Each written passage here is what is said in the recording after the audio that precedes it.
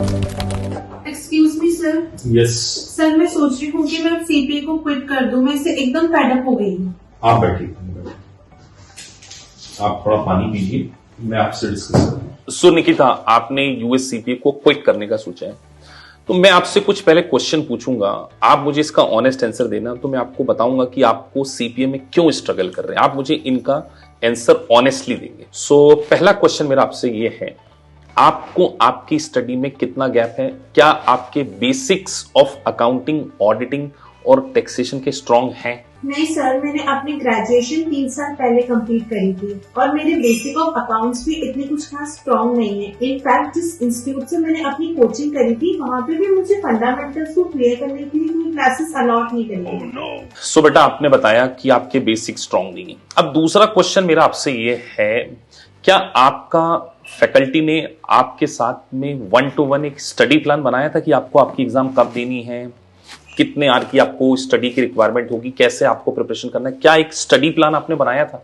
नहीं sir, study plan जैसा तो कुछ खास वहाँ पे था नहीं और ना ही मुझे इसका कुछ खास आइडिया है। हमको तो वहाँ पे सिर्फ एलएमएस प्रोवाइड करा दिया गया था, जिसमें उनके रिकॉर्डेड वीडियोस थे और वो भी पुराना। सो बेटा, मैं आपसे पूछूं, जब आपने वहां पे ज्वाइन किया तो क्या किसी मेंटोर ने आपके साथ में डिस्कशन किया था, आपकी स्ट्रेंथ और आपकी वीकनेस का एनालिसिस किया था, किस तरीके से आपको एग्जाम की प्रिपरेशन करनी है?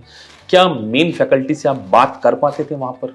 नहीं सर, हमको सॉफ्टवेयर तो वहाँ पे प्रोवाइड हुआ था, बट जब हमारे वहाँ फैकल्टी से बात ही नहीं हो पा रही थी तो हमारे वहाँ परफॉर्मेंस कौन रिव्यू करता? अब बेटा, मैं आपसे एक बात और पूछता हूं, जब एक्चुअल एग्जाम के पहले क्या आपने 2 मॉक टेस्ट दिए थे?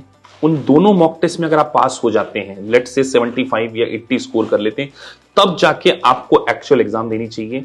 तो क्या आपने रियल एग्जाम से पहले, जो कि वेरी कॉस्टली होती है, 55 के आसपास का एक्सपेंडिचर होता है, तो क्या आपने 2 मॉक टेस्ट दिए थे और उसको पास किया था और उस रिजल्ट को अपने फैकल्टी के साथ में डिस्कस किया था आपने? नहीं सर, ऐसा तो हमने कभी एग्जाम से पहले कोई मॉक टेस्ट दिया ही नहीं। अगर मॉक टेस्ट ही दे रहे होते तो अभी हम बार बार फेल थोड़ी हो रहे होते। सो बेटा देखिए, आप यूएस सीपीए, जो कि एक चार्टर्ड अकाउंटेंसी का प्रोफेशन है, उसको करने जा रहे, तो आपको एटलीस्ट रिसर्च करना चाहिए था कि क्या आपकी फैकल्टी से बात हो सकती है, क्या आपके बेसिक फंडामेंटल को इंप्रूव किया जाता है, क्या आपका एक प्रॉपर स्टडी प्लान बनाया जाता है, और एक्चुअल एग्जाम देने से पहले क्या आपके 2 मॉक टेस्ट कंडक्ट किए जाते। अगर ये सारा होता तो आपको सीपीए क्विट नहीं करना पड़ता, आप सीपीए फर्स्ट अटेम्प्ट में पास करते।